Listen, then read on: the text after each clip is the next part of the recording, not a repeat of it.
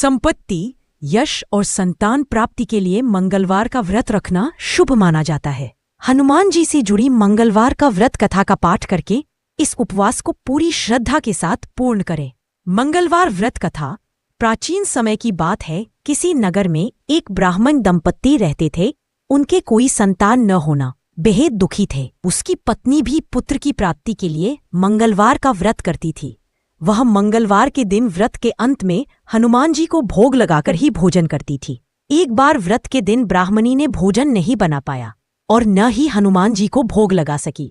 तब उसने प्रण किया कि वह अगले मंगलवार को हनुमान जी को भोग लगाकर ही भोजन करेगी।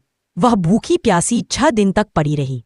मंगलवार के दिन वह बेहोश हो गई। हनुमान जी उसकी श्रद्धा और भक्ति देखकर प्रसन्न हुए। उन्होंने आशीर्वाद स्वरूप ब्राह्मणी को एक पुत्र दिया और कहा कि यह तुम्हारी बहुत सेवा करेगा। बालक को पाकर ब्राह्मणी बहुत खुश हुई। उसने बालक का नाम मंगल रखा। कुछ समय उपरांत जब ब्राह्मण घर आया तो बालक को देख पूछा कि वह कौन है। पत्नी बोली कि मंगलवार व्रत से प्रसन्न होकर हनुमान जी ने उसे यह बालक दिया है। यह सुनकर ब्राह्मण को अपनी पत्नी की बात पर विश्वास नहीं हुआ। एक दिन मौका पाकर ब्राह्मण ने बालक को कुएं में गिरा दिया। घर पर लौटने पर ब्राह्मणी ने पूछा कि मंगल कहाँ है। तभी पीछे से मंगल मुस्कुराकर आ गया। उसे वापस देखकर ब्राह्मण चौंक गया। उसी रात को बजरंगबली ने ब्राह्मण को सपने में दर्शन दिए और बताया कि यह पुत्र उन्होंने ही उसे दिया है।